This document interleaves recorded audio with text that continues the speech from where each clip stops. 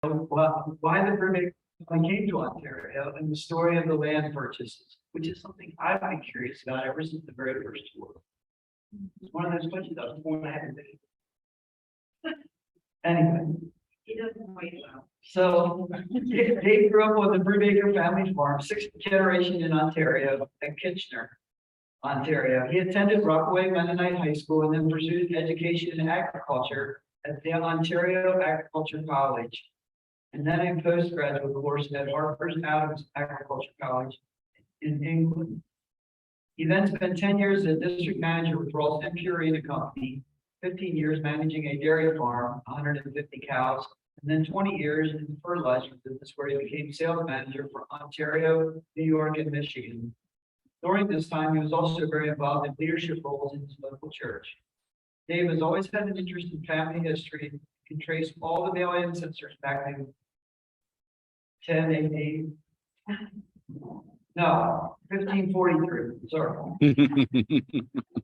He has attended a number of Brubacher reunions, the 300th anniversary, and in 2018 took the Brubacher tour to Switzerland. Please welcome David Brubacher.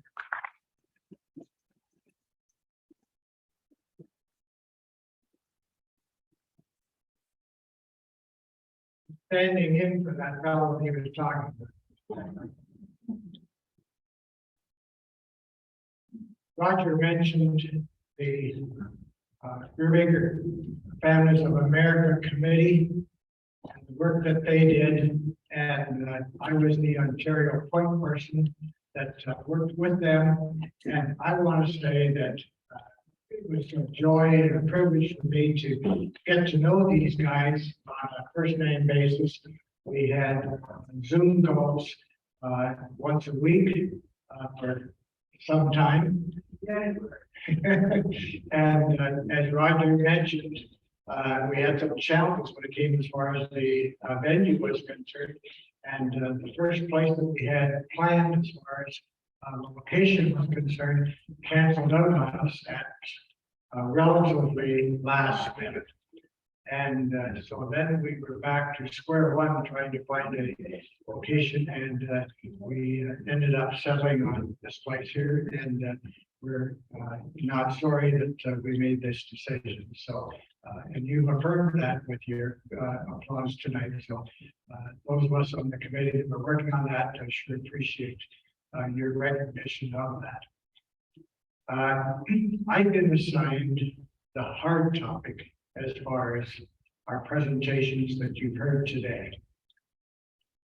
When the Dale spoke as far as Switzerland is concerned, for the most part, very few of you knew much about our ancestry and about the family's origins in Switzerland or any of the locations that were identified as Brubacher sites in Switzerland. And so Dale could say almost anything he wanted and get away with it. When it came to Demas's presentation, some of you had a good grasp of Anabaptist background and history, and Demas certainly went into a lot more detail.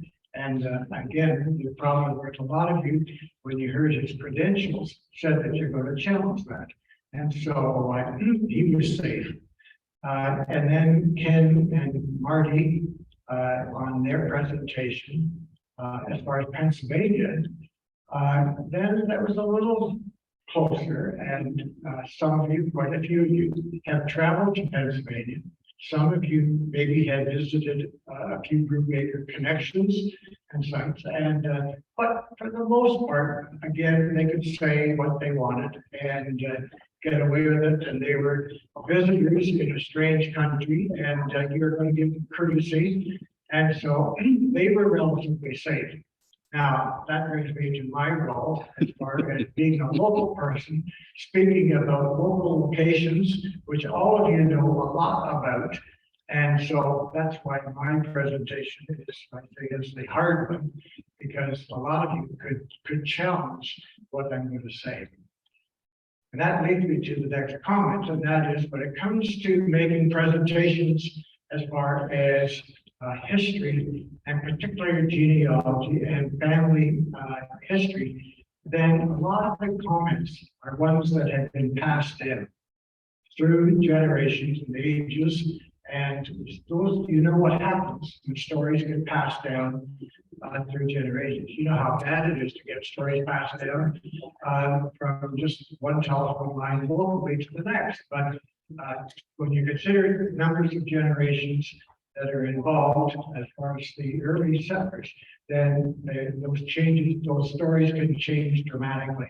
And so I want to preface my comments in saying that the comments that I'm making are from stories that have been passed down, items that I have found in print and booklets and pamphlets and that type of thing, and talking to people. And but even when you read books, you'll find differences in some of the dates, some of the names of people, some of the initials of people. And so it is a challenge to sometimes. So, and I'm going to use one example, but like with some of the John Brubachers, I know as far as the Brubacher house that we visited, there were some things that I saw in print that said it was John A. Brubacher. And I found that in print.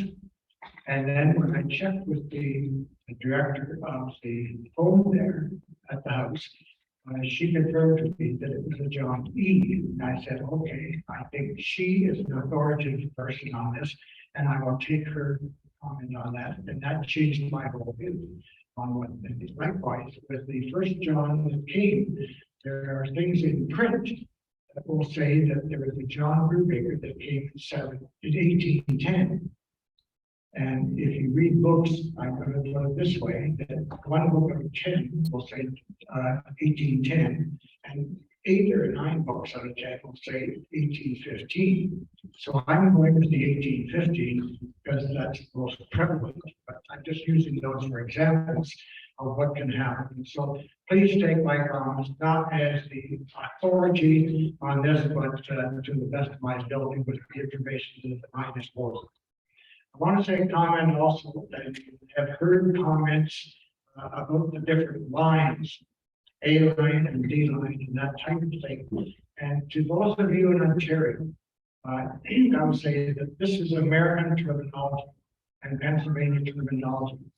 We, for those of you in Pennsylvania or the rest of the state, we have not used that terminology here because the A line and the D line refers to the original settlers in Pennsylvania. Here in Ontario, we talk about the original settlers here, and it's John W., John E., John S., and Swamp John. And so those are the way we define our history here is by the John and which initial it is. So I will say this, that as far as the John, the A line, and so John, he was traced to the A line, and he wasn't the first one that came, settled in Kitchener. He was A line, and any of you that trace back to the Kitchener area with John E will be A line. Those of you that originate go back to the Woolwich Township settlements, which was John W. and John S. and John Shelley, which was Swamp John. Those are D line. So that's just to help you identify. And I will be making a few comments about A line and D line. That just set the stage as far as what we're talking. We begin our presentation. Do you have the presentation? No, do you have one? I have the slides here. Oh, okay. Are just printouts.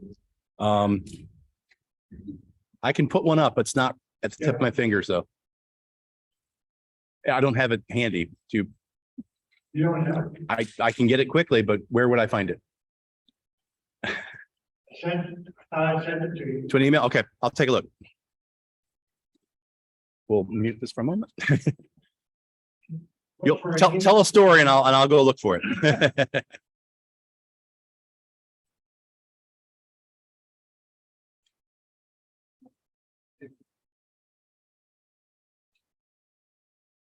This will be a minute, so I'll let you tell another story while I look.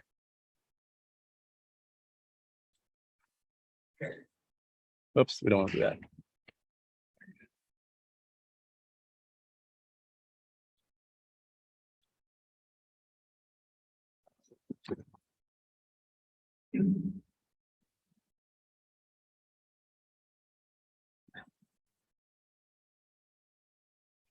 When did you send it? Do you recall sending it which day? I sent an email. Oh, that would have been week and a half ago. Okay. As you might guess, there were a lot of emails flying and this one did not catch my attention, but I'll I find it. hope it wasn't going to get deleted. Oh, no, I never do that. Ask my wife. Nothing ever gets deleted. Nothing. It's a digital pack rat would be a way of describing me. I don't think I had any other comments. Oh, Boy, I think I probably would have been titled it presentation or something like that. Probably. all right. We will just look for all the, While- we're going to look for all the David Brubacher units. Here we go. While Mitch is looking for that, we're going to talk about the center focus on the 200 years that Brubachers have been in Ontario. And I picked 200 years, and it's not exactly to the date as far as the exact date, because the first Brubacher came was Maria Brubacher, and we'll hear more about her. And in 1810, and then first male was John E. Brubacher that settled in the Kitchener area, and he was 1815. And John W. came in 1828. 25, and John S. in 1825, 1828, 528. Because unless I can, Shelley. it isn't showing any attachments on any of these. John, that he came in Those are great. 1864, I believe. Slide will tell me exactly how many. And so No, let me go to the inbox and wait, it's still there. an in-between number that 200 is for some of the lines. That is more than 200, for some it's not quite 200, but so 200 is a ballpark. And so we want to take a look at. Yeah, that one's okay. Thank you. First settlements in Ontario, where they were, and then who came and when they came to Waterloo County. And we'll hear also and see that the settlers that came to Waterloo County were not the first settlers that came to Ontario. And take a look at some of the other settlements where they were, and then when Waterloo settlers came and when they came. And we want to take a look at why they came. Why did they leave Pennsylvania to come to look for land of opportunity? And we want to take a look and take some time at why they came. And then how did they come and travel in those days when there were highways and motorized transportation and so on. And then we want to take a look as far as the role of the church and the role the church played in the early settlements of the early community, the land purchases and the mortgage issue that there's been some reference to, and we want to take a little more of a look at those. So those are Okay, we're ready.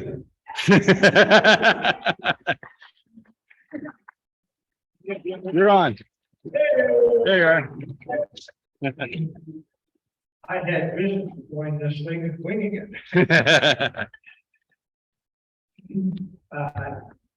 Thanks for being able to find that, Mitch.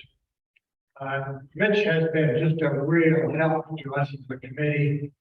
He teaches tech and oh, that's easy.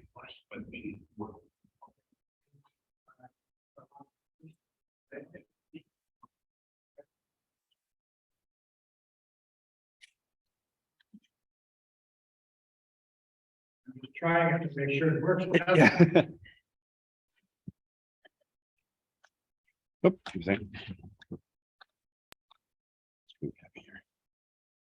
All right. Let me reshare this here.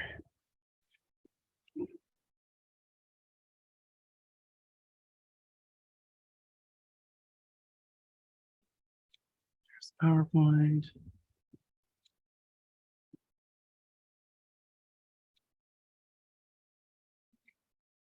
Okay, try it now. There you go. That's right. I just wanted to pick it. Just to me, I just want to make sure I knew which button I pushed to make it work. So we commented on that as far as 200 years of looking for the land of opportunity. And where do I point this? Anywhere. It should get it if you push it.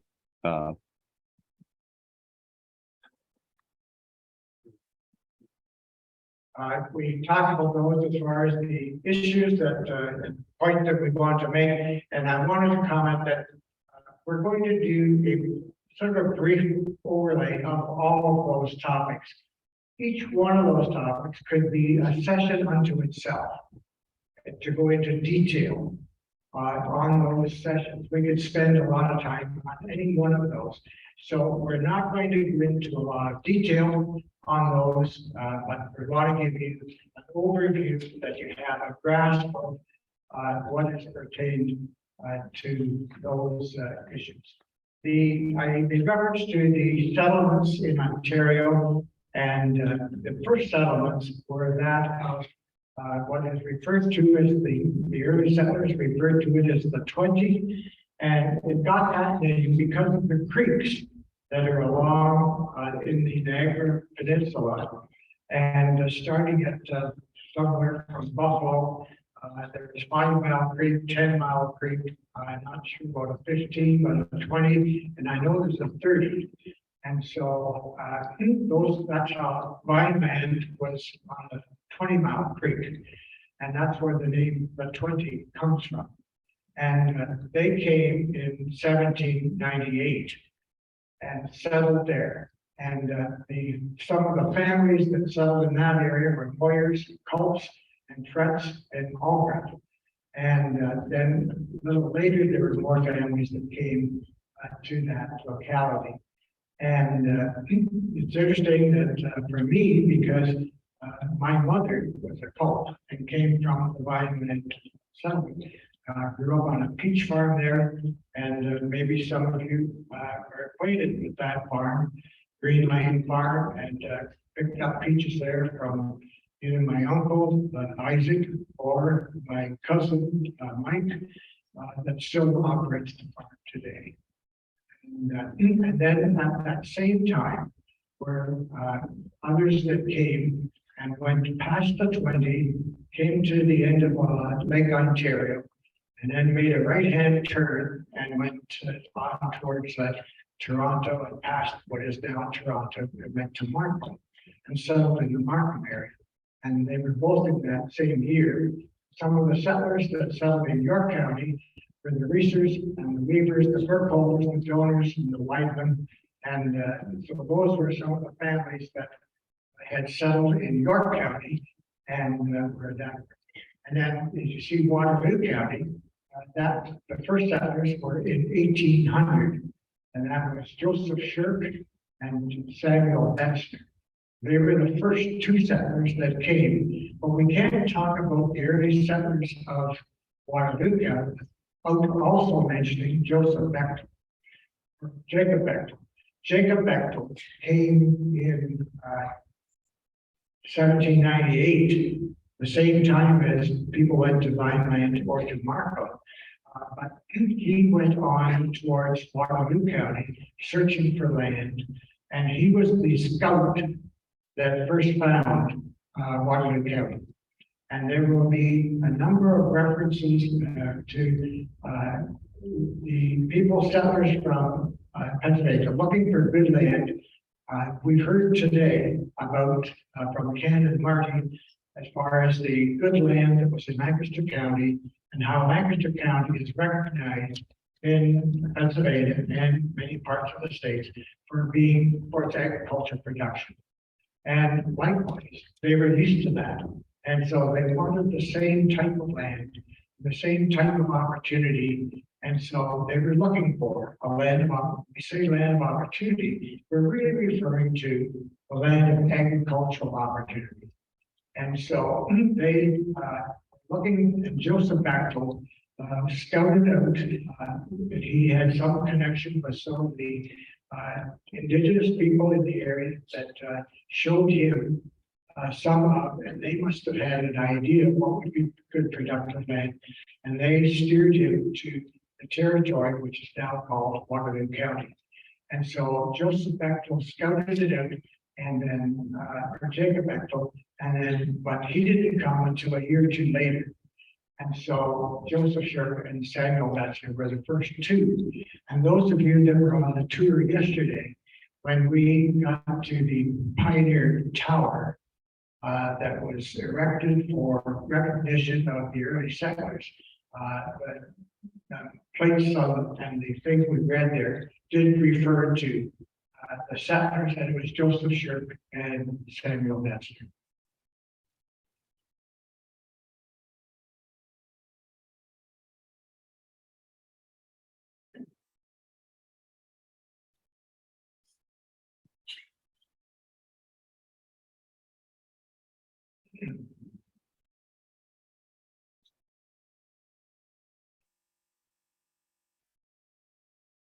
Right. The first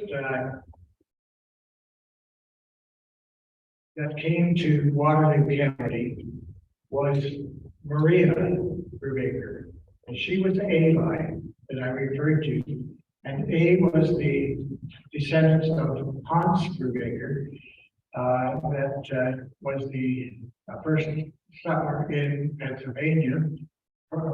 Brubacher line in Pennsylvania from Hans Brubacher, and she came in one thing says 1809 and some say 1810, but either in 1809, 1810, she was married to Benjamin Eby, which was the bishop at the Ebytown Church, and was the first Mennonite church in Waterloo County.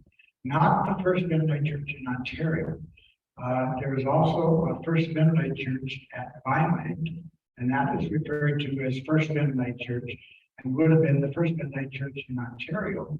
But First Mennonite Church in Kitchener was the first Mennonite church in Waterloo County, so it differentiate there. And then the Cedar Grove Mennonite Church in Markham was the first Mennonite church in the Markham area. And so, and we can't talk about Maria without talking about Benjamin, her husband. And Benjamin was a farmer first. He had 400 and some acres that he had picked up. And then he was a minister, became a bishop. And so he started a church. He was an educator. He was a school teacher. He built the first school. He donated land and built the first school on his property. Likewise, with the church, he donated land for the church. And he started, and I believe he taught for 25 years. And so he was a real promoter of education with the early settlers, and was taught school in order to make sure that it happened. And so, and then he was an author. He wrote a number of doctrinal statements and positions as far as the Mennonite Church, and he did a lot of writing that was accepted and utilized in America, in the States, possibly in Europe, because he also, as a church leader, was in consistent communication with the conference and headquarters in the States, and he also with the church in Europe. So he was a very communicator, and then he was also a community leader. He knew that down the road, these settlements would require some industry and commercial operations in order to support their farm base, that they wouldn't have to travel to Dundas, which was the closest stop, location for commerce, and so he promoted business, and he would either donate land or sell land to commercial operations. And one of the first industries to come to the Kitchener that he was involved with to help promote the furniture industry. And if we think back, those of you that are similar age to I am, know that Kitchener was noted for furniture, a number of furniture factories, and was noted for its furniture production. And Benjamin Davy was one that first started the promotion for the first like furniture industry in Kitchener, what is now Kitchener. He was also a arbitrator, and known for an arbitrator. If there was a conflict in the area, he became the one that people went to help settle the dispute. And so he was known for that. And he also was the secretary or the treasurer or both for the German company tract. And we'll hear a little bit more about that later. But the organization was formed that bought a lot of the land in Waterloo County. So you talk about, you hear the term sometimes, one-armed paper hanger. That certainly Benjamin Davy is an example of that. And there's a little birdie that told me that maybe his wife, Bria, was a very organized person. And we'll hear a little bit more about that as far as her mother. And so there's an assumption here that she is, again, an old term, but chip off the old block as far as her mother was concerned, and that she had some gifts as far as leadership. And my story is that she made the snow balls and Benjamin pitched them, and that's my story, and I'm sticking to it.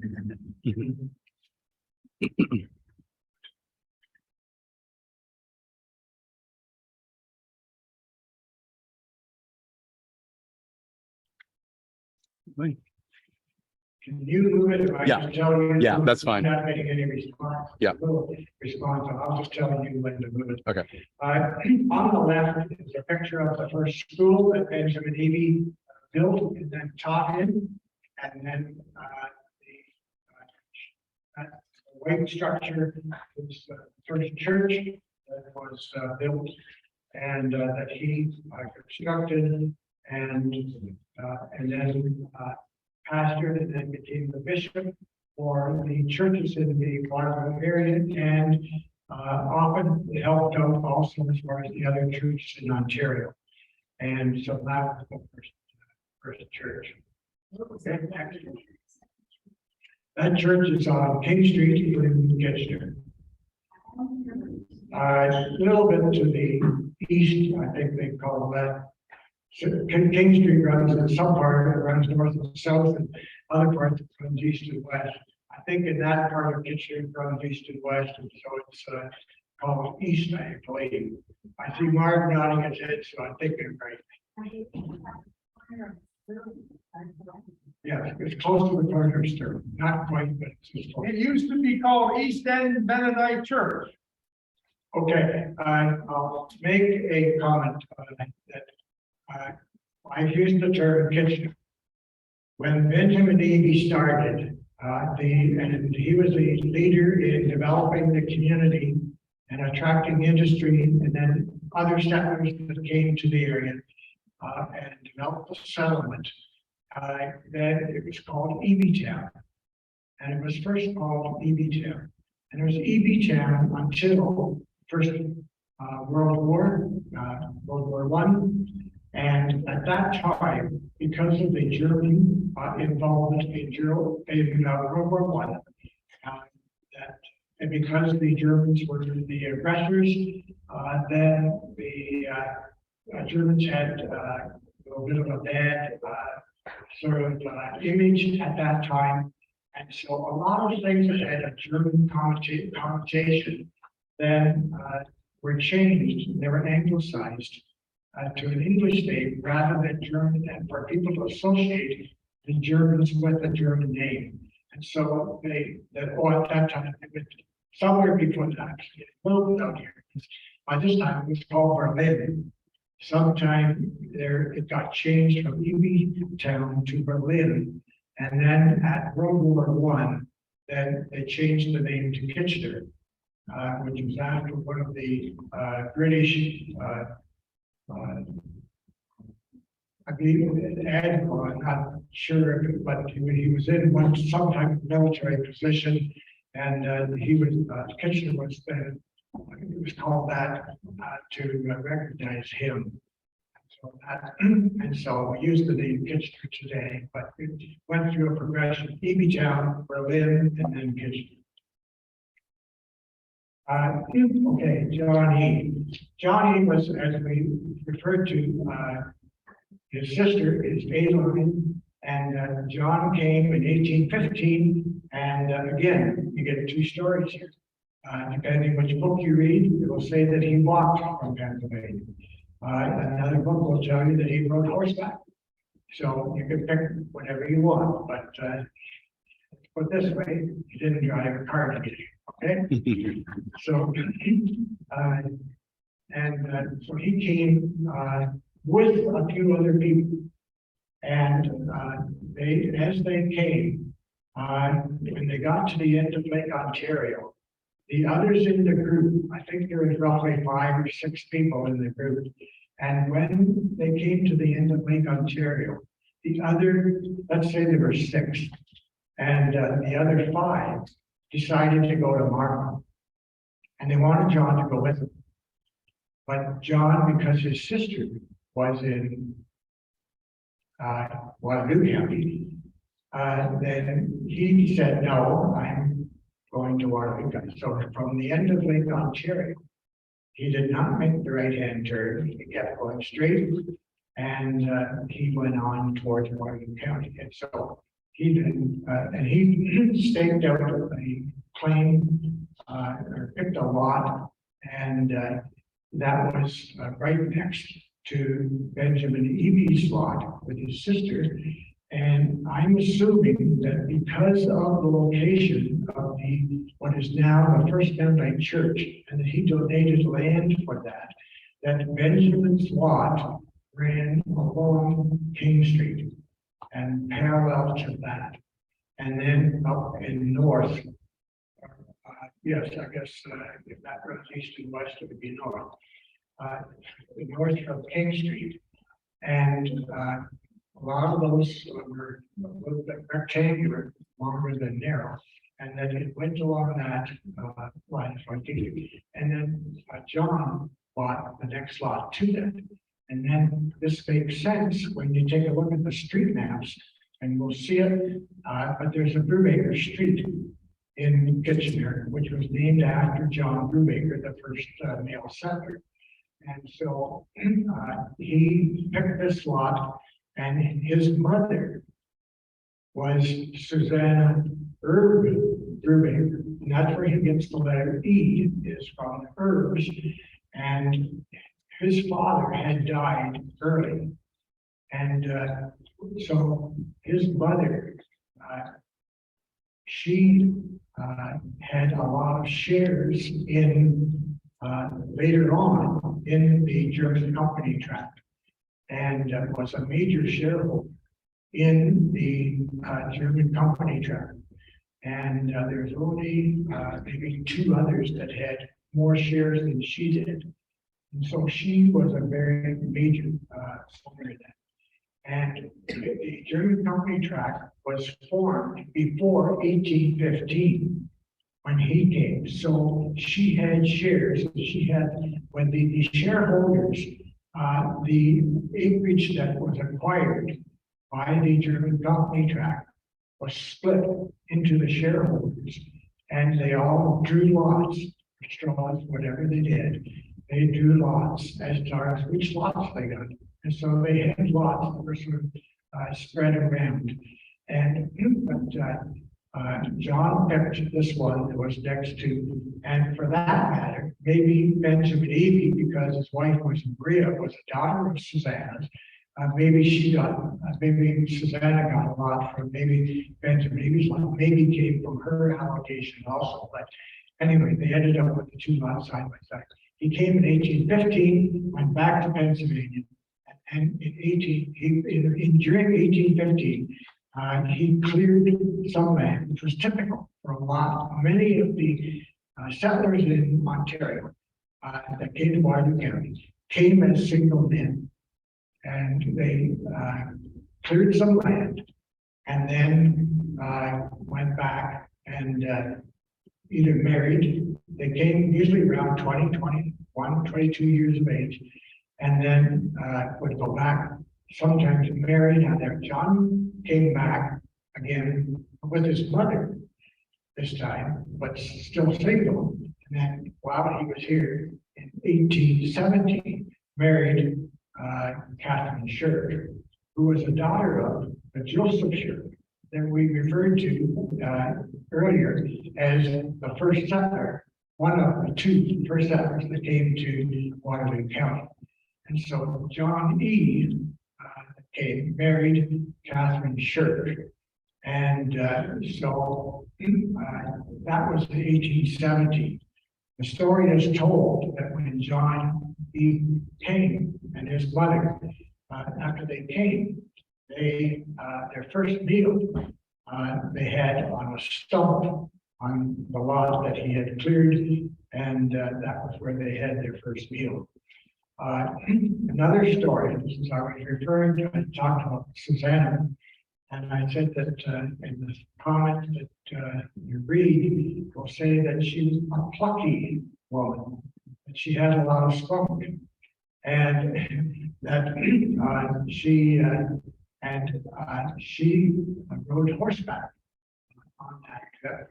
And along the trip, came upon a rattlesnake, and with a horsewhip, she went and she killed that rattlesnake. So obviously, if she had that kind of ability to aim and do that, then she probably had practiced and knew how to do it. And so but again, as a major shareholder, one that who could kill a rattlesnake by snapping a whip, and I think she helped NGB considerably. And she stayed with John until he married Catherine, and then she went back to Pennsylvania. And so, and then from then on, so he cleared some land, made a little bit of a shack that first year, went home, then came back, married the next year, and then probably expanded on the shack that he built. And then, so, and that's typical as far as a lot of the early settlers that came. John was a farmer, and then through the years, as Ken mentioned, and I hadn't heard this, Ken, but he said that this is referring to maybe some of the ones in Pennsylvania, but I would think that maybe there's a parallel to that they were able to pay off that land fairly quickly. When John E. came, I think Marty made the comment that Hans Brubacher that came, the early settler, bought land for 50 cents an acre.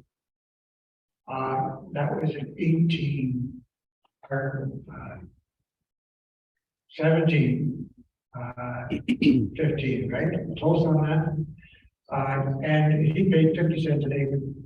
And 100 years later, there had been some appreciation and land values, and they had gone up, and John paid 75 cents an acre.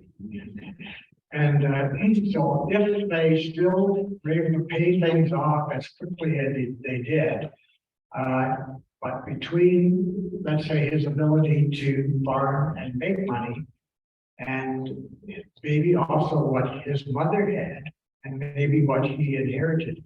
But he ended up at one point with 3,000 acres. He came and had, I think, 400 or so acres, and then that expanded, and he just kept buying land, and then he kept going like that.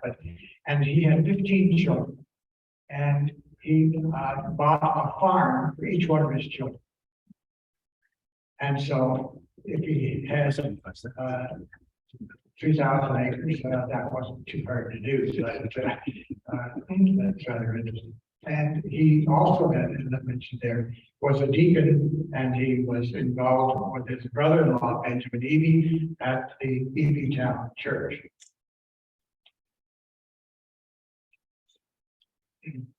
And then we go, I have a picture there as far as the streets, so go to the next one.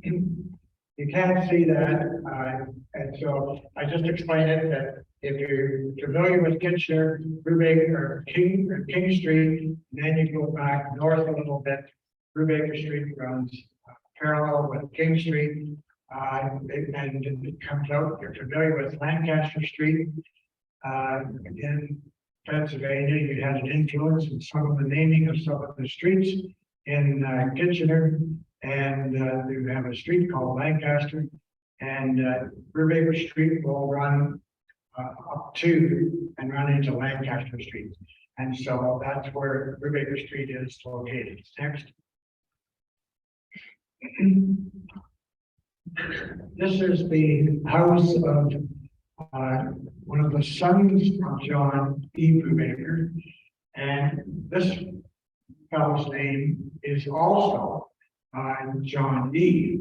So it's John E1 and John E2. And this was the house that is Brubacher House. Those of you that were on the tour yesterday will recognize this. And it's on the property of the University of Waterloo. And the Waterloo Historical Society is also involved in helping with the preservation of this. And it is kept up to date. It is furnished with furnishings that were the furnishings of the time that John E2 would have lived there. And it's well done. And if you haven't seen it, take the time to do that. It's an interesting trip, and there's some good pictures there, also with some family history, and you will enjoy it. And Louis Brubacher is here, and he's on our directors for Brubacher House, and he was at the house yesterday to give some explanations, and thanks for that, Louis. And, next, this is a house of another son of John E. And this was the house of a Jacob Brubacher. And this is another, would be a brother to the John E. And for this pig was Jacob S. And he took the Shirk initial as his middle initial was Shirk. And so it was John F. Jacob S. And this happens to be the house, and Jacob S. happened to be my great grandfather, and that was the house that I grew up in. But I don't remember it that way. It was added on to make it into a double house, and there were additions that went on both sides of it, one up the end and one as an L, to make it into a double house. And I always remember, so I never remember it as way there. The significant thing is here, not because I have anything to do with that, but the significant thing here is that this house was also selected as a historical site. And the farm had been sold to a speculator, and he rented it out to students that were attending the University of Waterloo. And during that time, there was a fire in the house, and which also happened in Brubacher House, but a fire there, and then the Historical Society decided not to pursue it any further, and it was then taken down. But the significant thing here is that of the 15 children that John E. had, 2 of his sons had houses that were selected as historical sites. And so that was the reason that I included that house in the, I will say this, as far as some stories with John E. John E. was known for a few things. First of all, what I can find out as I read was that he was a strong, sturdy man. He was short, he was dark complexion, but he was a strong man. The story is that he could lift a barrel of cider to his shoulder and then drink out of the bottle. I don't know how he did that without having it all run down his shirt, but that's the story that has been passed on. Also, he was known for walking with his head down. And so one day he was walking in town, and one of the local townspeople came to him and said, "John, why do you always walk with your head down?"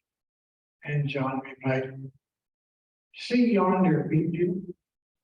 And the farmer looked and said, "Yes." He said, "Well," he said, "the heads that are standing up," he said, "don't have anything in them." He said, "The ones that are bent down," he said, "they're the ones that have the grain in them." Another story was in those days, the original homes, they didn't have locks. And the doors were always open. And that they were very hospitable people. They got along with the indigenous people that were in the area. They got along with them fairly well. And that in the wintertime, then sometimes the indigenous people, native people, would come in to the kitchen and stay near the fireplace for some warmth. And this, in the morning, they'd get up, they'd leave, and there's no bother to anybody. And one time, Catherine woke up, she heard a noise in the kitchen, and she went to the kitchen, and here was the native lady, squaw, feeding her poos, her baby, liver sausage. And with that, Catherine says, she says, "You come into my house and you can sleep in my kitchen." But she said, "You can't eat my liver crust." So she was hospitable in some way, but there was a line to be drawn as far as what they could do. And John Jacob, the one that we saw as far as the house is concerned, the story is that he was very good at running. He was very speedy, could run, and he was good friends with the native children, and he could outrun them. And we think of the native people being boys, particularly very swift, but he could outrun them. And so there's those two stories say that I think this would be hold true for probably most of the Mennonite settlers in Waterloo County area. They had a good relationship with the native people, and there were not conflicts. In the home that I grew up in a closet upstairs was a small wooden box, one of those boxes that was the cheese would go in. There was one of those kind of boxes, dovetail corners on it. And there was one of those boxes that was full of little odds and ends, some stones that had some unique shapes, and a few odd metal pieces. And then there were some arrowheads. And I asked my dad, "Where did these arrowheads come from?" He said that they were found on the farm. So there had been some of the native people that had certainly been in that area and had done some hunting, but certainly they coexisted well and got along. All right, next. The next one was that came to Waterloo County was John W. John E. had settled at Kitchener. We're going to call that Waterloo Township. And the next settlers that came all went to Woolwich Township. Waterloo was maybe on the border, but came to Woolwich Township, which we think of as far as the St. Jacobs Elmira area. And John, forget about the Cooper John. I made a mistake there. That John W. was not Cooper John. John E. was referred to in many cases, Deacon John. They all had nicknames except John W. John W. was only known as John W. Or at least I can't find any reference to a nickname. But John W. He was in D-line, and he came in 1825. Again, the story is that he walked from Pennsylvania and came in 1825, then went back in 1826 and came back to settle on. And he settled on the Hawksville Road. And for some of you, you want to try to just find the location, that is the fire number is 800. And I'm going to say this, I'm telling you the number, and I would say you can use that to identify where the farm is. I'm going to suggest that not everybody drive in and you know, that there's a parade of people that go in and you know, so that the people there, Jones and Minerva, would have, you know, some privacy that don't just pester them. And so, but I do give you the location just so that you can have a good idea, those of you that trace back to John W., that you can know exactly where the farm location is. There's a bush at the road, you cannot see the buildings, but it will give you an idea as far as where the location is. And so he was a farmer, and he also was a deacon. And I'm hearing today that from some of you that have John W. background, that you, he also is referred to as Deacon John. So he, in some circles, is referred to, but I find John E. Deacon John as a larger circle outside of family circle, and he was a very innovative person. When he came, many of the settlers, they came, they cleared land. There was a lot of trees that had to be cut, and there was some market for lumber, and so many of them, they would come and start. One of the things they needed as far as animals were concerned was a grist mill and feed mill, chopping mill, where they could get their grain ground, and then a sawmill. And then he also was involved with the beginning of a woolen mill, which was located in the village very close, Hobson. And so that was his one. And then the woolen mill business grew and expanded under the direction of his son Henry. And Henry took over the woolen mill at Hawksville, and then he moved it to St. Jacobs, and then he moved it from St. Jacobs to the Chicopee area, south of Kitchener, and he had a woolen mill there. And from there he moved to Beatty, just south of there. And so, and then was at Beatty where the mill really grew to be the largest of the mills that he ran and operated. And then at some point, there was a fire and it was not rebuilt. And but the Brubacher name is known in Baden because of the woolen mills. And when I talk about the sawmill, Jonas and Minerva, would you stand up so you can be recognized? They live on the farm, and it was John W. And thank you. And John, you remember, those of you that were on the bus tour, the sawmill that John has built was a unique sawmill. And it was unique in the sense that most of the sawmills had a big round circular blade. And that was the standard type of way to cut timber in a sawmill, was a big circular blade. The mill that John W. saw, it had a big straight plate that went up and down, and it was powered by water. And on the bus tour, and those of you that were on the bus tour, Jonas took us back to the area where the sawmill was. We saw where the mill race was, where the dam was, and that was what powered the sawmill. And it had a saw blade that went up and down. And so it was unique in that sense. And then Jonas, that saw blade had some history.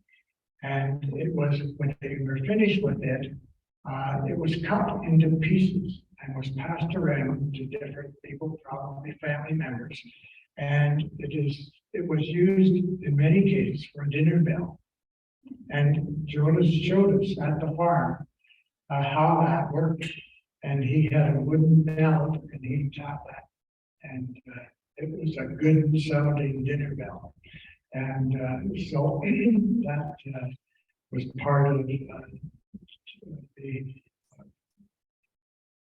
filter down as far as the remnants, as far as the sawmill was concerned. And he had 10 children. Next, this is the, after you get, I mentioned that at the road there's a bush, and you walk over a grade in the bush and then start going down. When you come out of the bush, and this is the lane, it's a long lane, and the house, the building is back the way next. And this is the house. So this was John W.'s house. And which was the original one, the taller structure or the yellow brick, the shorter structure. The yellow brick, the high part. The yellow brick. Yellow brick, okay. That was the original one. And then The original part was Johnny, the original one was all that on the other side of the barn. The yellow brick part was built in 1844. 1844, okay. And that is typical. Many of the early settlers, the first house was and what I referred to as far as John E., they often built a shack, cleared some land, had something that they had some protection from the elements. And then the next house either was something of a permanent nature with brick or stone, or in many cases it was the log house. And then after the log house came the permanent structure, which we would refer to as permanent, that is lasted maybe to this day, which are the brick houses or the stone houses. And so some of them skipped that, maybe that first one that I talked about, and went to the log cabin and had a wood floor in them. But in many cases, there are 3 stages: the dirt floor, the log cabin with the wood floor, and then the stone or wooden structure. And this was a single house first, and then what is referred to as the dotty house. That was added at a later date. So, okay. Then next is John S.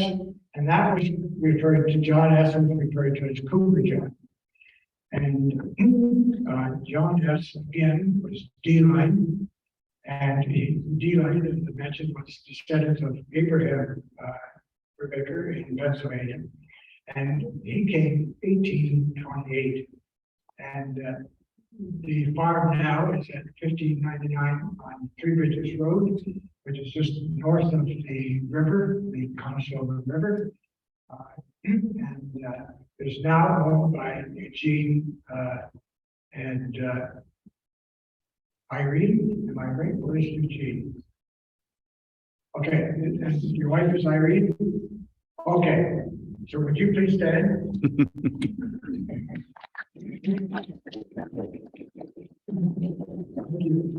And Eugene today is like many farmers in the area, and Eugene would call himself a hobby farmer. and he has a few sheep, but his main business is running a fabricating operation, steel fabricating. And he makes all kinds of, his primary product is cattle handling equipment, chutes and crates and different things for holding cattle and for hoof trimming and that type of thing. And I've been at the farm a few times and chatted with Eugene, and he has a very innovative business, and he is sort of model is if you can draw it, I can build it. And so he will try to accommodate. And one of the times that I was at the farm, there was a big tractor trailer that pulled in, and it was from Nova Scotia. And you weren't there that day, Eugene. I talked with your dad. And but there was a big tractor trailer from Nova Scotia, and it was picking up a load of equipment. So Eugene does a major manufacturing business from that farm today. And Cooper, John,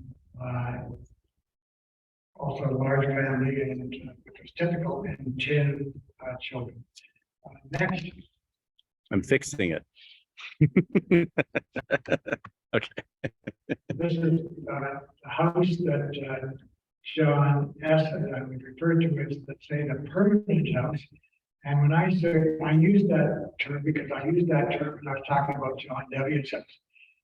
If you talk with Eugene, I think he would have some question about if it is a permanent house or not. While we were there on the tour yesterday, he told us that the house was built on some quicksand, and that there is some shifting that is taking place in the house. And there has been shifting through the years, and it has been changed to try to accommodate some of that. And the floor, kitchen floor was changed, what, 10 inches? Over here? Yeah. Yeah. So 20 years ago, the kitchen floor was raised approximately 8 inches on the driveway side and then inside again. And by today, it's listed again. Okay, so you can see why Eugene would probably challenge me on that comment that it was a permanent house. And there are some other structural, he told us about some of the other structural issues that are there. He has had some contractors look at the house that are knowledgeable about fixing old houses. And they have just about thrown up their hands as far as being able to do anything with it, because they said they can't make a permanent change that will guarantee that it would stay. And so you can tell by looking at it, if that happens, that the house has to come down. It's going to be a shame. So it's one of the really good and attractive houses in the area. Next, the next one is John Shelley Brubacher, and he was referred to as Swamp John.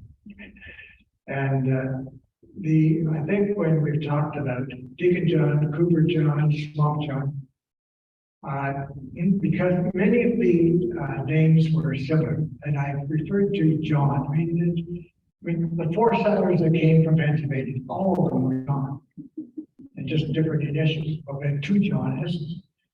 And so they ended up using nicknames. And so we have, amongst these 4, we have the 3 nicknames. And then there was River Mike, Gravel Dave, and these are all, we all have nicknames as far as something to do. And that goes back very similar to what we were hearing from Marty and Ken as far as, and Dale, as far as where the name Brubacher originated from, as far as the brook, the bridge by the brook, and so on. And so sometimes I think, and I've heard also that could refer to the Brubacher that was by the brook. As later on, as the name Brubacher came along, but they all had nicknames, or most of them did, a lot of them did. And so those were some of the names that were common as far as in the Brubacher. But with John again was dealing, he was on Oregon. I'm not sure which side of the Oregon he was on as far as Roach or Waterloo. And those of you that are familiar with the area, the farm had been out of the Brubacher family for a number of years and was the last owner were the Hilliards. And the Hilliards ran a mink farm. And I was in there to look at the location of the site, and the mink sheds are still there. The house is there. It was not one of the original houses it's not. It doesn't look like. I didn't even take a picture. There isn't anybody there. The place is sort of run down. And it's being built up all around in the city of Kitchener, or I guess Waterloo is right there, and it's waiting to be developed. And so there's nothing been bought up by a speculator, and so it's not in use today. But a neighbor of Eugene's took me to that place to see it. I didn't.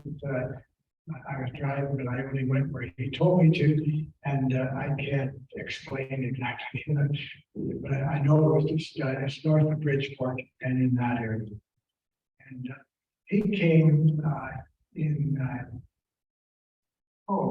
1864. So 1864, that's 40 years later than 25 and 28 when John W. and John S. came, and almost 50 years from when John E. came. So he came a lot later, and he was a nephew of John W.'s, I believe. And when he came, he stayed at the farm of a friend, which was Swamp Joe Weaver. And Swamp Joe did not have any children, but he had adopted 1 to 3, somewhere there, children, I believe probably all girls. And Swamp John then married one of these girls that had been raised by Swamp Joe Weaver. And then Swamp Joe retired, left the farm, and he sold the farm to Swamp John. And that's where I guess Swamp John picked up the nickname Swamp, continuing on the farm from Swamp Joe to Swamp John. And that was the history on. And from what I can find in the book that was written by Isaac Horst, and many of you here are familiar with that book, and all I can find in that book is reference to 3 children. So he came late, married late, and then had 3 children. So there are not as many descendants of Swamp John as there are from John W. and John S. And so there aren't as many. Now, I did talk to one or two today that did say they came from. I'm going to ask you for a show of hands. How many trace back to John W. that are here? Quite a few hands, okay. John S. Okay, I thought there might have been more. 3 or 4, okay, okay. I see quite a few hands. I got twice. And people I've talked to a lot of people that are that way. And then Swamp John. 1, I was 2. Okay, all right. So I found 1 of 3. Okay, so there's again not as many, and it sort of confirms what I just said. How many are John E and are A line? Okay, yep, okay, good. I think half of them are my family. Okay, so much as far as who came. Now, why did they come? Excellent. Okay, firstly, and again, there's different reasons, and the one I hear maybe the foremost is probably is loyalty to the crown, which also had religious connotations to it. And they had received from the British crown, initially in Pennsylvania, they had received the right to not take up arms. And so that was one of the things that attracted them to Pennsylvania. And the grant that they had from William Penn and to not take up arms. Then in 1776, the Revolutionary War, because this was a major war, there was a lot of uncertainty as far as whether they were going to be able to maintain that right. And so that began a little bit of uncertainty. And then again, 1812, the war, even between them, there was little skirmishes here and there yet that were taking place. And so there was some uncertainty as to whether, particularly after the new Constitution, where the first states became recognized and part of the United States, the beginning of the United States of America, there was again this doubt and question as to, under the new government, were some of those early recognition as far as not bearing arms, not going to be able to be continued. And so there was some unrest in the community in Pennsylvania as to if that was going to be maintained. And so they were looking for opportunities to go elsewhere. And because they had been granted that by the Crown of England earlier, there was a little bit of a loyalty and meaning, not that they were particularly loyal as far as the British was concerned, but because of the recognition that the British had given them. So it had the religious connotation for them because of their doctrine as far as not taking up arms and so on. And so that became attractive to lands that would still give them that freedom. And so some took up that opportunity to put them into their own hands and made the decision to travel to Ontario to get fill that. And then there was the issue as far as land availability. And if you think about it, by the time John E. came and John S. and John W., they would have been the fourth generation that had been in Pennsylvania. And when you consider the large families, and many of them were 10, 12, 15, some even more than that, but even if you take the average of 8, let's be on the safe side, and take an average of 8, and particularly if the tradition was to give the boy a farm, then for every settler, then that was, next generation was 4. So what was 1 farm, the first generation, became 4 farms, the second generation. And the third generation, 4 times 4, becomes 16. And so then by the time this fourth generation come on, 4 times 16 is 54. So they needed, when you take a look at it that way, then there was a lot of pressure on trying to find land for all the sons. And also to sort of confirm that many people, I shouldn't say many, but some had started to move out of Lancaster County and had gone to counties further north. And John W., John S. came from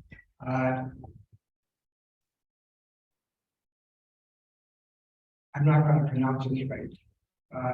I want to say Juanita, and I don't think that's quite, Juniata. Came from Juniata County. And Mifflin? So Mifflin County, okay. And they came from those two counties, which are side by side, I believe, and they are in central Pennsylvania. If you know where Lancaster County is, it's near the south of Pennsylvania. And if you know where, if you go to Pennsylvania, if you go down the highway there, around Harrisburg, then these counties are west from Harrisburg. It's a rough ballpark. So they were in central, quite a distance from Lancaster County. So I'm sure that that was also brought about by the pressure as far as the availability of land in Lancaster County. And so there was pressure for land availability. Here was an opportunity as far as all kinds of new land, and that gave the opportunity to provide all of these, for the majority of these families that came. I mentioned there were 21, 22, and of that age, and single, and they hadn't received a farm yet. And so there's a good possibility that a lot of them came because of the availability of farmland in Ontario. And then there are probably some that just wanted to do it for the sake of being adventurous. So then go to the next slide. And so how did they come? So particularly those that came as single people, they either walked or and usually that was tied to those that were single. Some, when they came as families or when they moved here with their possessions in order to set up a household, moved in a Conestoga wagon. And then sometimes because of the amount of things and possessions that they had, there wasn't room for everybody to sit in the wagon. Someone was beside on horseback. Basically, those two, but they were tied to the either they're single or they were coming with to set up a house over here next. This was a picture of a Conestoga wagon. I'm sure most of you are familiar with what a Conestoga wagon looks like, but just think of now as far as what it would be like if you had to move from your location now, going to go what is 8 hours by car and travel back. And they say it took anything from 10 days to 40 days to make that trip. And so think of traveling for that length of time with what you would have to carry with you for food during that time. I'm sure they picked up some food along the way that they shot or somehow trapped or something. But they would have had to take a lot of food with them, all of the household, or setting up the kitchen, and then there's some of their furniture, and then on top of that, the tools and what they would need to start farming, try and pack that into a Conestoga wagon. And so I think we, in our age today, with what we're used to, would find that a real struggle. And so I'm showing it not so much as far as Conestoga wagon, you know it, but just think about what it would be like to try and pack all of your goods that you would want to take with you that are essential to starting a house. Next.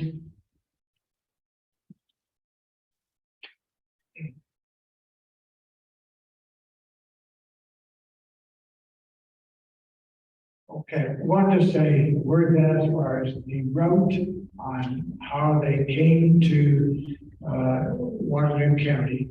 And I'm not showing New York State on there and Pennsylvania, but there were two routes that they took.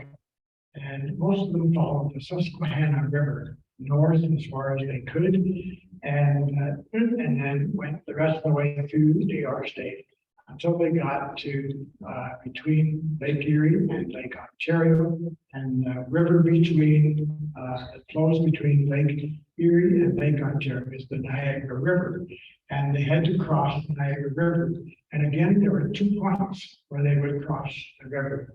And some were upstream above the falls, which gives us all some scares, but there's quite a length of river between Lake Erie and where the falls are. And which are very calm. And would have been quite safe as far as crossing. And then there was another route which was below the falls, and between the falls and Lake Ontario. And there were the 2 routes. So to the right of that, those lines that are outlined there is the extent between the 2 blue lakes, Lake Erie and Ontario. Going to the right is the Niagara Peninsula, which would take you to St. Catharines and then to Buffalo. And so they would come through there and then follow along to, I'm using this picture, don't pay much attention to the lines, we'll talk about that later. And would come to the end, close to where Hamilton is, and then the settlers would have to make a decision. Do they make the right-hand bend that goes to Toronto and then towards Markham, or do they continue on to the Kitchener-Waterloo area, this is Waterloo County?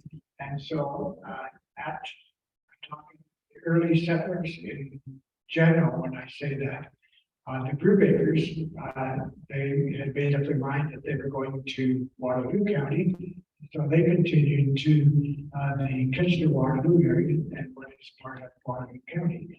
And just past Hamilton, that where Hamilton shows on that map, was an area that was referred to as the Beverly Swamp. And this was a major restriction for travel. I have driven through that area many times, and I honestly cannot pinpoint today where the Beverly Swamp was. And when I look at the map, the only thing I can wonder about is what is referred to as the Hamilton Bay, and which is it's a little piece of water that shows jutted out from the end of Lake Ontario there. And I had to wonder if originally that was the Beverly Swamp. I'm just guessing. But it was west of Dundas, but there's no place today that is referred to, that I'm aware, that is referred to as the Beverly Swamp.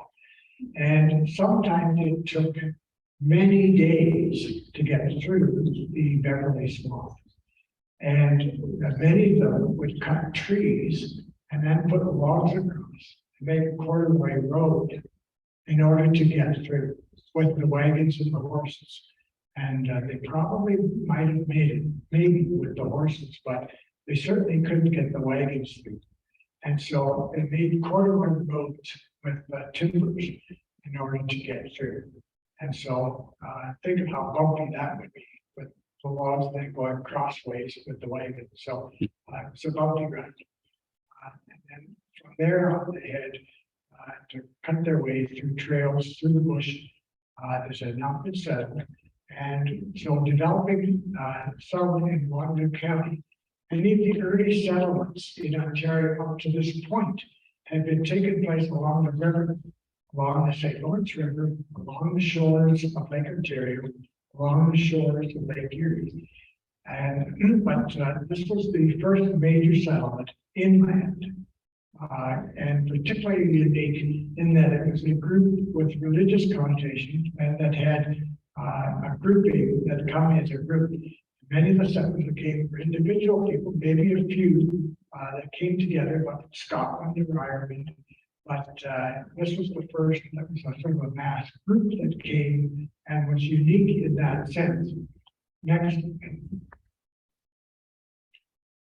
So where did this settle? I think we've covered most of that.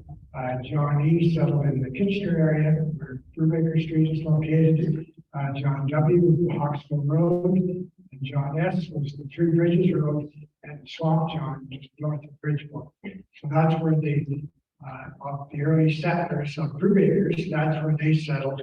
And then there were all the other families that settled in various parts of Waterloo Township, Woolwich Township, and then a little later in Wilmot Township. Okay, next. The role of the church, and as far as the early settlers, the role of the church played a very significant part of their lives. And I think many of us could identify with that as we know the stories that have been passed down through our families and so on. I think we are familiar as far as the role that the church played. And there is first church was Waterloo County, was the Town Church in Waterloo-Kitchner. And then the church grew as a sudden. There was many Mennonite churches that were established throughout Waterloo County. And then, as in all denominations, I think this is not anything that is unique to Mennonite churches. In all denominations, there are divisions and different splinter groups that went up. And this was true in and where my work took me to the Barrie area, and there wasn't a Mennonite church there. And so we became part in the Baptist church. And I know, as far as my experience with Baptist church, that there are many divisions, and there are many different kinds of Baptists. And so the different kinds of Mennonites is not unique. It is unique, it's not unique, because every denomination can, and in many, it's the same issues. And we can talk about conservative and liberal, and interpretation of what and how do we practice the scripture? What does the scripture say? And how do we interpret it? And that is every denomination. So this is nothing to have groups within the Mennonite church is not unique. It's not different. And but when we think about it, and we think about how close the Mennonite community was, where they came as a group, settled as a group, and went to church as a group, and stuff like that. When divisions came, they're hard in any church, any denomination. There's feelings, and so there's certainly, I put this up because this was a cause of some, probably be frankly, some hurts within some families. It probably caused some divisions and some split. It caused division in the church. It caused division within families. And so this became, and again, same in any denomination. But so I just point out a few of the divisions that came about that were some of the major divisions. And the first division was that in 1868, which was the beginning of, they were first often referred to as New Mennonites, and they wanted to baptize by immersion.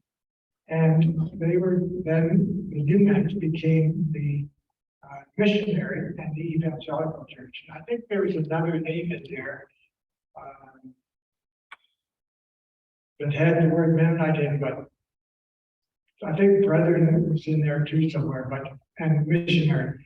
And so, but it became the missionary church, and then later they changed the name to Evangelical Missionary Church. And that became a strong movement through all Ontario. There was a group that had gone up to Port Elgin, and Isaac Horst in his book refers to them. And it was one of the first groups that was to form as far as the missionary, I'm going to refer to as the missionary church. And then now they say 1868, and that was again one book that I read referred to that as the beginning of that church. in 1868. I found another quote that the Wilmot Missionary Church, which many of us were familiar with, in just south of Eden, the Wilmot Center Church and Wilmot Center Missionary Church. And it was one of the books said it started in 1840. So, but it started somewhere in that era, 1840, 1868. And then I think what was referred to within the Mennonite Church was often referred to as the Great Division. And that was the split as far as the Mennonite Church and the Lord. And that was in 18. I have to look at the, I don't have that on the top of my head, 1898. And that became one of the big divisions as far as, and it centered more or less on Waterloo Township and Wilmot Township initially. And then later on, there were some churches in Woolwich Township that also became part of the Mennonite Church. And then there was the split in 1924 from First Mennonite Church in Kitchener, which was a general conference church. And there was a big sort of division there between First Mennonite and Sterling Avenue. And their lots almost touch each other. From Sterling Avenue to the back one corner of First Mennonite Church, they almost touch. And then in 1840s, within the Old Order, was the David Martin group that split from the Old Order. So there's been, and as those of you that were on the bus tour, Jerry Horst made reference, and I think he, correct me if I'm wrong, did he say 33 or 43 different Mennonite? Sam Snyder's total list is 33. Okay, Sam Steiner in his one. But I'm going to be on the safe side. I'm going to say 33. If it's 43, then I'm safe. And but Jerry said there are 33 different Mennonite groups in Waterloo County. And so that just sort of shows the diversity on it. And I think I can say that probably today there is more working together and acceptance of each other today, maybe more than there was, you know, when I was growing up, as maybe back some time ago. So I want to point out, I want to make that clear, I think I have, is that this is not unique to Mennonites. And it happens in every denomination. And I see Margaret here shaking his head, and Demas as far as being well aware, and Demas particularly as far as Baptists in the States. I mean, there's it's unreal as far as the number. So this is not unique, and so I'm excited, and I think that we have a lot to learn from each other. We want to take now next at the land purchases, and the land purchases were block 2 from Richard Beasley. There was a number of tracts. I was going to go back to, I'm not going to. You remember that picture that we saw that had the Grand River, those lines along the side of it? Those lines represented the Haldeman Tract. And the Haldeman Tract was a allocation of land that was given by a governor actually located in Quebec at the time, that Haldeman by name. And this is before I think Upper Canada was even recognized, or at least Ontario before this report. And the grant was given from a leader of government at that time in Quebec. And he gave the Native people at that time a tract of land. And there was some reference earlier as far as the some of the wars that had taken place in the states and the loyalty that the Indians had to the crown, the British. And to recognize this, the British gave a grant to the native people that was 6 miles wide on either side of the Grand River. And initially, the first lines were squiggly lines that followed that 6 lines. Then later on, they squared it off so that it was roughly 6 miles on either side of the river. And that land was granted to the native people. And some of these people that I referred to were the Mohawk Indians from New York State. And they were being pressured in New York State. They had lost some of their land. And so some of them came to, so there was a term that American Indians, and that was, there was some truth in that they came from New York State and had received land that was granted to them. And then later, they decided, after they had this grant, then they decided to sell some of this land out, and that they didn't need that much land, and that they would sell some of it. And there was a dispute as far as whether that land had been granted to them as the concept of a reserve, where they had the right to stay on that land. Sometimes the common term which we use is squatters' rights. But they, as far as just the privilege to be able to use that land. And then if they had the right, if they owned it, if they were given title to it, and if they had the right to sell that land. And there was some dispute about that.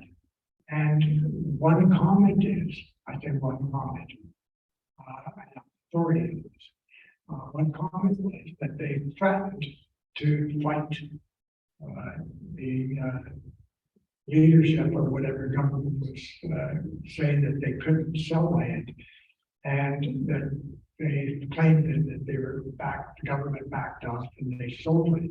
So they sold land to different parties. One of them was a Richard Beasley, and he had land in different. Beasley also had, because he had been a leader in the government and in the military during some of the wars that had taken place, and particularly with the French. And he was granted 12,000 acres of land, not in this tract here, but elsewhere in southern Ontario. And so he had a track record as far as having been in possession of some land and being able to sell land, saw that opportunity. And so he then went, he was a leader in, let's call it the Ontario government or whatever preceded it. And he was a leader in the government at Fort York, which then became Toronto. And he then was approached them, and somehow wiggled his way through. He got to deal with these indigenous people as far as the native people. And he negotiated to purchase a number of blocks of land. And so Block 2 was Waterloo Township. And he had block 1 and 2, and he purchased that. And then I'm not sure. Some question as far as whether he owned block 3 or not. But that block 3 was bought later, and so which was became Woolwich, part of Woolwich Township, and the north part. And so that was where the land was purchased, and so okay. Next. Oh, I did put it in. So, well, okay, put that one back again. There's I mentioned that they had sold off a big part of, and then that colored area that is down there that you see Caledonia and Brantford. that colored area is what is left as far as reserve of all that land. That is the reserve that is left, which is today referred to as the Six Nations Reserve. And so it's a fraction. I think it's less than 5% of the total acreage that had been granted to them. Well, that's what they have left today. And even to this day, because of that question, one of the questions, there's a number of issues, and one of the questions is this: did they have the right to sell? And there's a dispute about that between our native people and government, and then there's an issue, and we'll talk about next, and that is whether they got paid for the land. And there's a big issue about that. And so there's a number of issues that are not resolved and are a big dispute even to this day. And if many of you in Ontario, you follow the news, but there are a group of Native people at Caledonia that are holding resistance and rebelling and doing different things, squatting on some areas, and the government is trying to deal with that. And I know that within the Mennonite Church, some of the churches are taking food down to meals to help these people as far as that are in this thing, as far as trying to ask for their rights that they feel that they are entitled to. And so that is still not resolved and is an issue to this day. Next. The next then, as I did refer to, there is the mortgage issue, and there's a lot of some questions about that. And so we talked about the Holloman Tract and the role that had Six Nations Reserve, which was left, the land that they sold to Richard Beasley. And then there was a Sam Burker that was one of the early settlers that came, and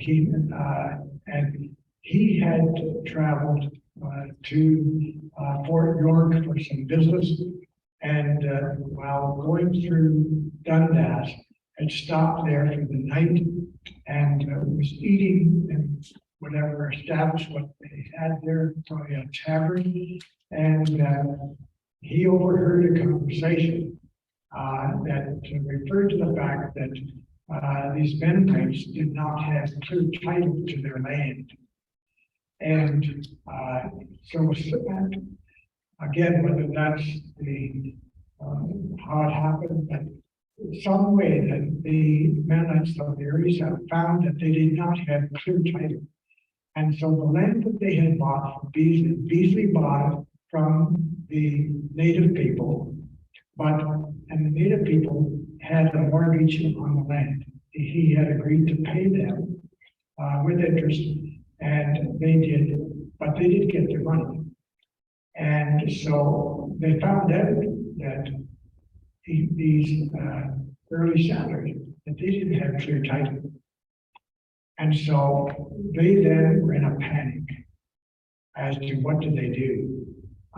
They can't sell land.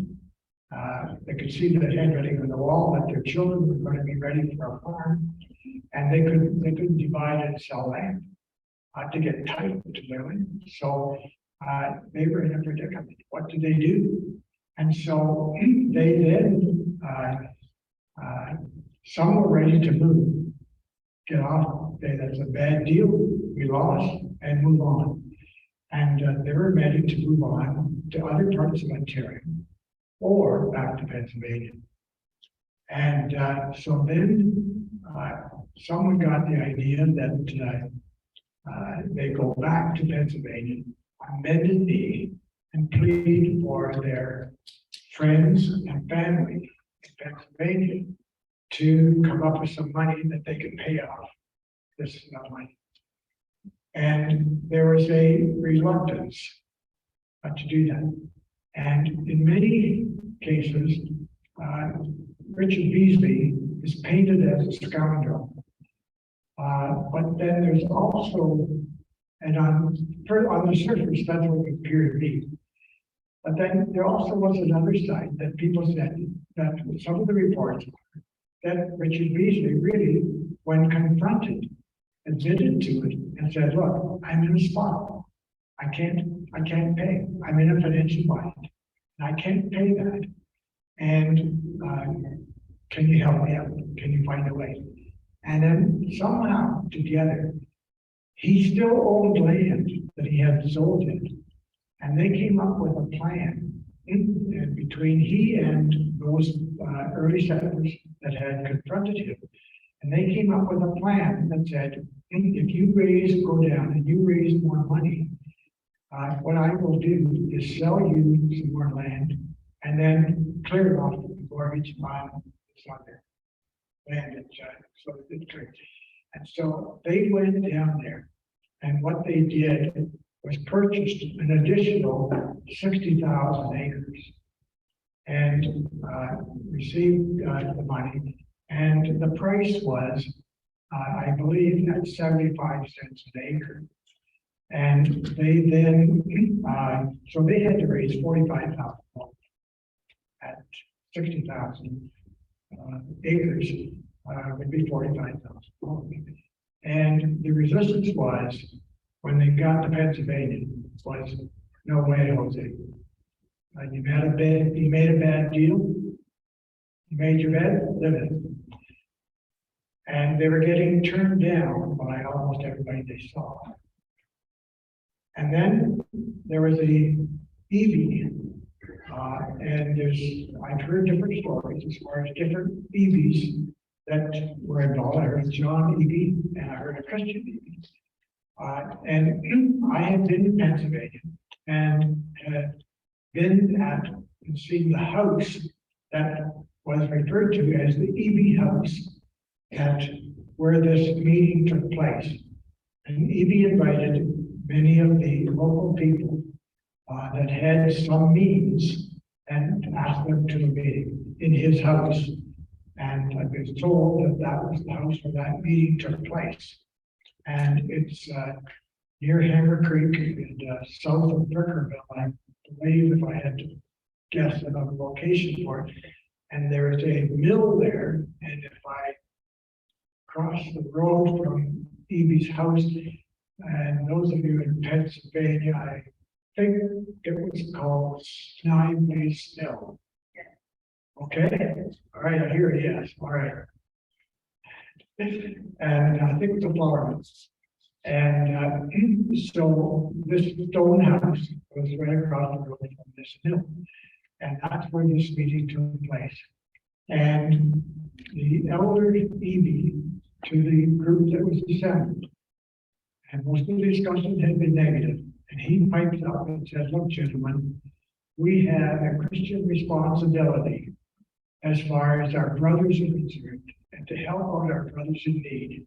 We have a Christian responsibility to do our duty and to help them. And he was really saying, this isn't if we're buying land, look, guys, this is a donation. We're making an investment in buying some land. And the tide turned, and they then subscribed to. And I think they were still short a little bit of money because they came back. It had to go through an exchange to the British currency that was used here at the time. And when they went through the exchange, they were still short, and they had to go back for some more money to top it up. But which was a little embarrassing for the people here. But they went back. So that really solved that particular part of the issue. And I think part of that issue was that when they bought, I would think that the block 3, it would make sense that that was also Beasley's, because they bought that land too, which was block 3, which was 43,000, 46,000, somewhere in that vicinity. And so when it was that money from that extra block that helped to give the money to pay off, and so they ended up with all that land. So that opened up the the village part. And so there's still, but then there's a question about today, did the native people, they had the mortgage on the money, on the land, did they get paid? And there's some question that when the money came back from Pennsylvania, it was paid to a trustee. I use the word trustee, I think we understand that term today. But there's paid to somebody that would be similar to, like, call a trustee, and that would have been part of the British government that was in place at that time. And there's a question about whether that money ended up into the hands of the native people. And that was the intent, and I think it was Richard Beasley's intent, but now the question sort of shifts to the British government and the government in place at that time. And so there's a big dispute, and that's still part of that dispute that is going on today. And I know that the Mennonite Church is very involved as far as taking position, as far as the land on which they sit, as far as their churches and some of the public buildings in the community, recognizing this was land that had been owned by the different tribes that were here at that particular time. And so that was okay. Now, just to summarize some of what we have heard today. When we began the program this morning, we heard Dale. Oh, first of all, it was Demas. And Demas shared the Anabaptist history as far as Switzerland was concerned, at the beginning of the Anabaptist movement and so on. Now, there was a few times I had to step out to the kitchen to help on a few things, and I didn't hear everything, Demas, and I'm not sure you may have covered this. But I know that there, in some circles, there's an assumption that Menno Simons was involved in the beginning of the Mennonite Church, and when they took on his name, and that he maybe also then was sort of German background. Menno Simons was actually Dutch background, and I have been in Holland and have seen the where his grave is outside of a village called Brubachers.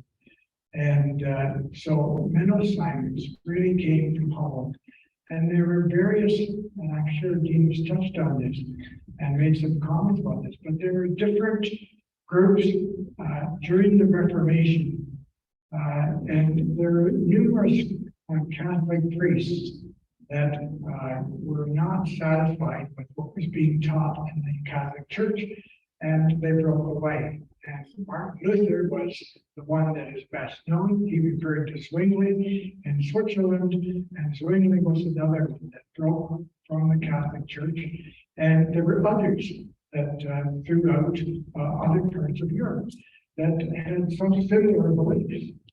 And Menno Simons was part of one of these groups in Holland, and then which migrated to northern Germany, and he was looking after something.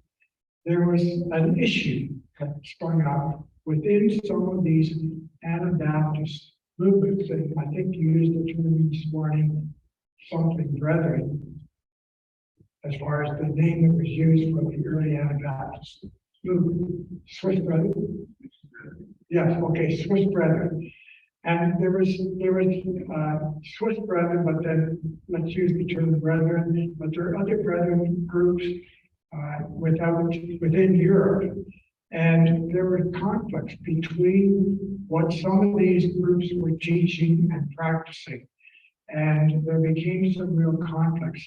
And there was one particular, which was at Munster, that really sort of went to the top and created a lot of controversy within that brethren community. And within those groups, they asked Many Simons, which had risen as a strong leader and had settled a number of these kinds of disputes. And they asked if he would be the leader of the European group of these Swiss Brethren and other similar groups. And it was at that time, which was quite a few years later. Do you know how many years later? Okay, but quite a few years later, after the beginning of the Swiss Brethren group in Switzerland, it was quite a few years later when he was asked to take over, and then when they took on the name of Mennonite. And that's how that it switched from Swiss Brethren to the term Mennonite. And it was during that time, quite a bit later. And so Demas certainly gave us a good background. And I think when we hear about some of the things of persecution, and I've been in Switzerland, followed the Brubacher Trail, and seen in Zurich where Felix Mons was drowned in the river. And when we think and hear the stories that took place as far as the persecution and what these people stood for, the deciding me this is that we should have spent the whole day just talking about persecution and what they went and what it can mean to us today, as far as what it means to take a stand for our faith. And I think when we think of the world in which we live today, the challenges that society puts on us, and whether it's Mennonites or any other, picking on Mennonites as far as the challenges. And I'm talking about the Christian community at large, and what is the pressures that are put on today to be able to stand for our faith. Then I think, wow, what a testimony that these people have, and what we have to learn as far as what we might be facing shortly, because we see the pressures that are starting to come through as far as our governments, as far as where they are trying to push out anything that has to do with the word Christian. And so there's a big pressure today, and I think we can say with some confidence, it's not going to get better. And so I think we have a lot to, I hope that what Demas shared with us today, and some of the other statements as far as what we shared, will be something that when we face those kinds of trials, we have something to stand back on, to take a look at, as far as what this can do, and part of the position that we can take, and the strength that our forefathers give to us as far as what we may have to face, and our children and so on. I think that what we heard from Dale as far as Switzerland, I think was refreshing for many of us that haven't had the opportunity to be there and to hear some of our background as far as Switzerland and the background, the heritage that came with it as far as from that country. And having been there, and I would say, people was here as far as the possibility of a Brubacher trip later, and I think we have an opportunity to sign up. If you didn't, and you have any interest, make sure your name is on that list. So when you get on the mailing list, then you can decide if it's something you want or don't want. But take the opportunity to keep abreast of where that and how that develops. And I could say from experience, and it was Marty in his presentation, he's influenced a lot of people. You heard Dale say that Marty influenced him. Dale heard Marty make a presentation as far as the trip that he had made. It was Marty's presentation at a reunion in Lancaster that gave me the interest as far as to want to pursue that. And so Marty has influenced a lot of people as far as to go there. And I can assure you, if you go, you won't regret it. It's great. And then the presentation that Theo gave, and what struck out to me when he was talking about the model, different than the one that we have been using here. But what struck me was whether it's different or what, but the model. Did you remember that? Did anybody say it? Always do good was the bottom of the Brubacher, as far as their model. Always do good.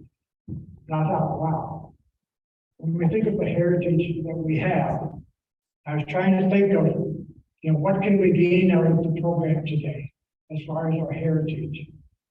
And I think one of the things is, as Brubachers, that is something that has been instilled in all of us.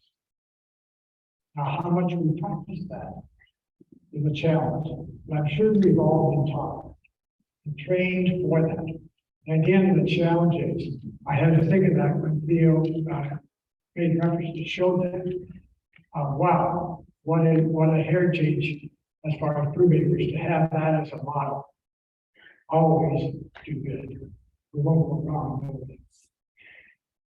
Then I think what Marty and Ken presented as far as the heritage that we have, as far as our ancestors, as far as Pennsylvania, was again just phenomenal, and we all gained a lot of it. So I hope that today has been an interesting one for you, and that you can go home and reflect on some of the things that you've heard and seen, and that you'll say you have learned more about your heritage than before you came. Thank you. It's been a pleasure.